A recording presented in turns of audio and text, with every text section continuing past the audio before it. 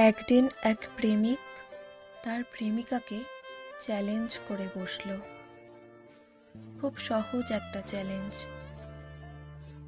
তুমি যদি আমাকে সত্যিই ভালোবাসো, তাহলে তুমি আমার সাথে একটা সম্পূর্ণ দিন কোনো রকম যোগাযোগ করবে না।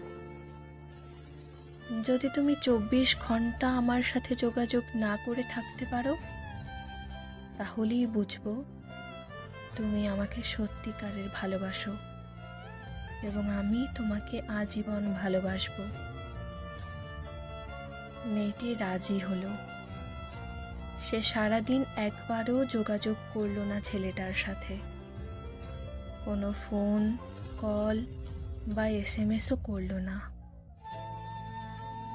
পরদিন মেয়েটা দৌড়ে গেল ছেলেটির বাসায়। মেয়েটা জানতো না যে ছেলেটার ক্যান্সার ছিল আর তার আয়ু ছিল মাত্র 24 ঘন্টা।